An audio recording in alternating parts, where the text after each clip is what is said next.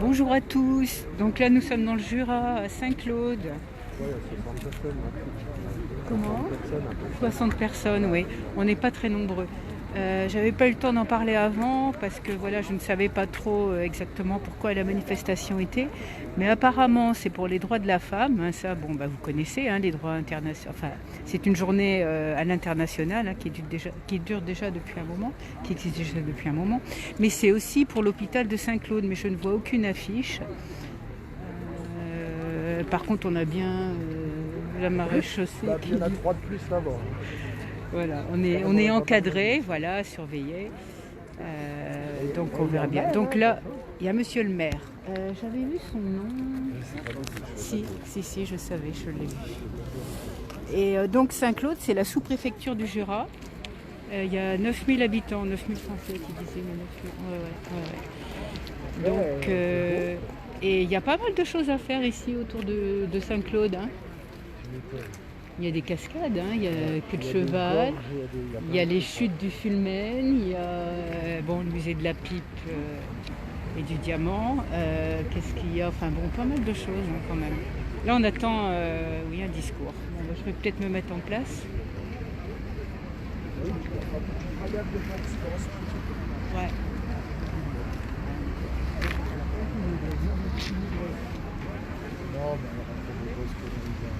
Voilà, bonjour à tous. Donc nous attendons un discours.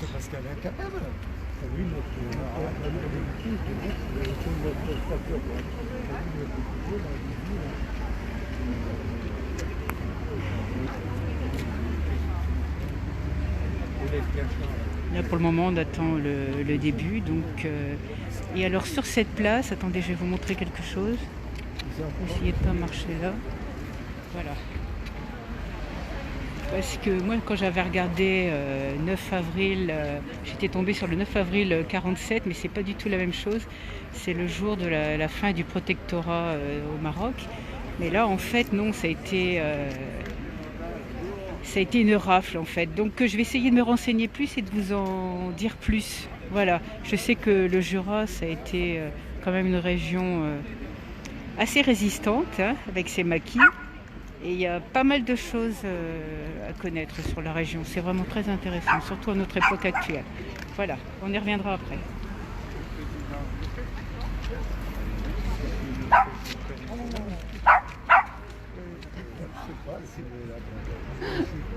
Il a le droit.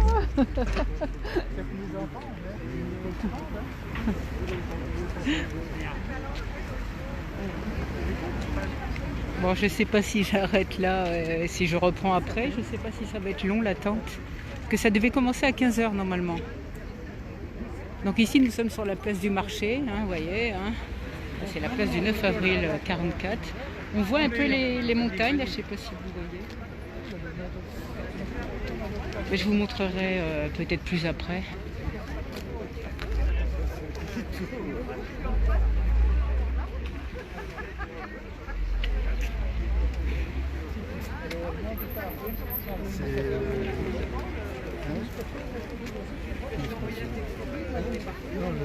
Le gars qui prend les photos,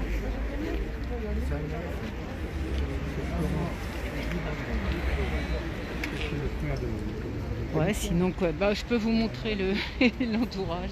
Non, je vais pas vous montrer. Je vais pas vous montrer là-haut, là.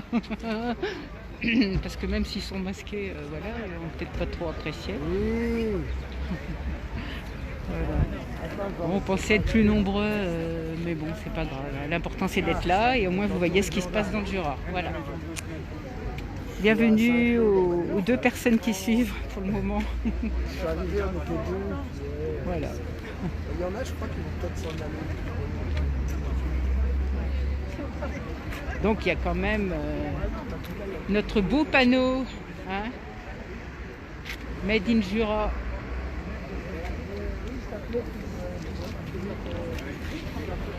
C'est long l'attente. Bon, mais je suppose que oui, ils vont parler par rapport à l'hôpital. Donc on m'a expliqué qu'il y avait le maire qui était là aussi.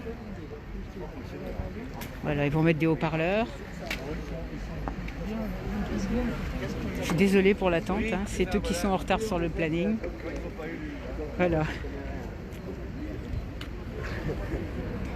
Donc la journée de la femme a été célébrée à Lons, à Bezac, enfin Besançon, pour ceux qui ne sont pas du coin. Il y a eu du monde quand même, hein. Mais on souhaiterait qu'il n'y ait plus de journée de la femme et puis qu'elle soit plus respectée tous les jours de l'année en fait, hein. Surtout par rapport aux violences, aux discriminations, par rapport au salaire, par rapport à beaucoup de choses. Je ne sais pas si vous savez par rapport au vote du droit des femmes, elles ne l'ont obtenu qu'en 1944, hein, grâce à Charles de Gaulle quand même. Et en fait, en Algérie, normalement, ils auraient dû l'obtenir aussi, je crois que c'était en 1953 qu'ils l'avaient obtenu, mais comme... si, ils l'ont obtenu, mais le problème c'est qu'en 1962, il y avait encore 90% des femmes algériennes qui étaient analphabètes. Donc en fait, donner un droit à des gens qui ne savent pas lire, c'est peut-être pas très utile. Voilà. Donc en fait, vous avez compris par déduction qu'il est très important de se former, de comprendre ce qui se passe autour de nous. C'est un peu le rôle des médias justement, d'être là pour vous montrer ce qui se passe et vous ouvrir les yeux. Niveau information, que ce ne soit pas de la propagande, hein.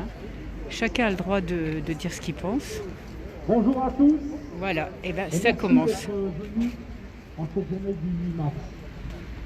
Il y a pile poil 4 ans, le 7 mars, commençait le combat pour l'hôpital de Saint-Claude, dans la cour de l'hôpital. Et une fois de plus, vous voyez, regardez, le ciel s'est ouvert sur nous. Nous ne pleut plus. Je voudrais excuser Nourri, qui n'a pas pu venir aujourd'hui, le docteur Coriol, qui vaccine à la salle des fêtes. Alors je vais vous lire le bulletin de la coordination nationale des comités de défense des hôpitaux et maternités de proximité. 8 mars 2021, journée internationale de lutte pour les droits des femmes. Pour les droits des femmes, des moyens pour l'hôpital, la santé et le social. En pleine pandémie, derrière le quoi qu'il en coûte, brandi par le président de la République, les fermetures de lits, les restructurations, les restrictions budgétaires se poursuivent à l'hôpital et dans le médico-social. Les conditions d'accueil des patients se dégradent. Sortie prématurée de l'hôpital, éloignement des lieux de consultation et de soins. Liste d'attente pour un EHPAD, heures passées à dégoter un rendez-vous pour la vaccination anti-Covid, fatigue, anxiété. Tout cela repose sur les aidants, le plus souvent les aidantes. La fermeture des maternités, les difficultés d'accès à l'IVG bafouent les droits des femmes. Les conditions de vie et de travail des personnels n'en finissent plus de se dégrader. La Covid a démultiplié les situations de tension déjà existantes à l'hôpital depuis des années. Stress, course contre la montre, fatigue, épuisement sont présents quotidiennement.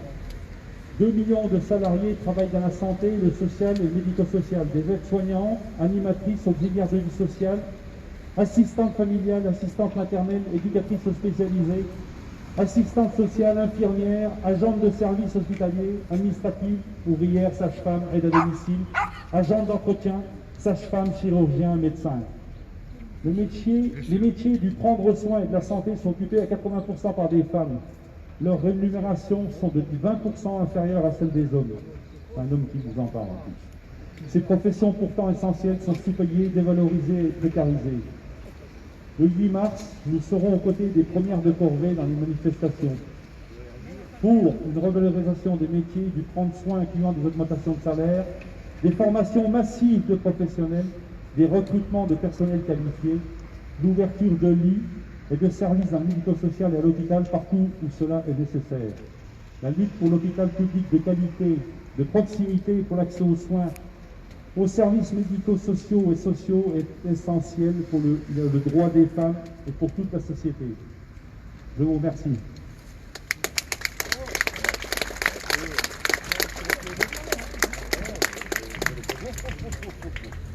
Merci de vous être rassemblés cet après-midi. Moi, je voudrais lier la journée de la femme avec la fermeture de la maternité. Nous l'avons dit, nous l'avons écrit sur une banderole qui est présente ici, que la première des violences faites aux femmes, c'est d'abord la fermeture d'une maternité. J'ai écrit cela à Madame Marlène Schiappa, qui m'a répondu en 3 lignes en disant « Je fais passer votre courrier au ministre de la Santé ». De la République. C'est comme ça à chaque fois qu'on écrit à quelqu'un qui n'est pas au ministère de la Santé. On a 2 services fermés, vous le savez, on ne revient pas dessus, sur la chirurgie et sur la maternité à l'hôpital de Saint-Claude. Ces 2 services, on souhaite qu'il n'y en ait pas d'autres. Il y a une menace aujourd'hui sur les laboratoires, tout au moins la nuit, puisque l'ARS a prévu de remplacer le laboratoire par des automates. Or, il faut savoir quand même 2 choses. C'est que les automates, ça ne fait pas toutes les analyses, ça en fait qu'à peu près 80%. Et les 20% qui manquent, ce sont les analyses les plus compliquées sur les cas les plus graves. Ça veut dire qu'il faudra emmener des flacons de sang à Lons-le-Saunier avec 1 heure de délai de route et qu'on n'aura pas le résultat avant plus 1 heure de délai automatiquement par rapport à ce qui se passe aujourd'hui. Par ailleurs, les infirmières qui sont aux urgences, lorsqu'elles reçoivent un patient, ne sont pas compétentes, ne sont pas habilitées à faire des analyses de sang ou autres. Et que là, il va y avoir aussi un problème de compétence du personnel, puisque les laborantines sont des laborantines et les infirmières aux urgences sont des infirmières aux urgences. On ne va pas non plus mélanger les rôles. Donc si jamais les urgences sont, si les laboratoires disparaissent, ne serait-ce que la nuit, et puis on sait comment ça commence par la nuit, ça finit par le jour, eh bien on va se retrouver avec des patients en danger qui ne pourront pas avoir des résultats d'examen dans les minutes ou les dizaines de minutes qui suivent. C'est extrêmement préjudiciable. Ça met en cause la survie du service dialyse qui a besoin d'être renseigné immédiatement et ça met en cause également la pérennité des urgences pour lesquelles il faut qu'on ait aussi des résultats de laboratoire à un très très court délai. Je rappelle toujours que nous sommes en cours d'appel par rapport à notre procédure sur l'annulation des décisions de fermeture de la maternité et de la chirurgie conventionnelle avec hospitalisation.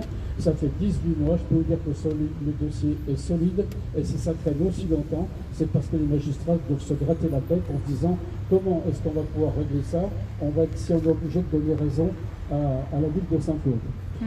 Voilà, je peux comprendre leur embarras, mais on attend toujours le résultat. On nous parle d'IRM et d'oncologie. L'IRM et l'oncologie, je vais réclamer au préfet du Jura le 6 octobre 2016.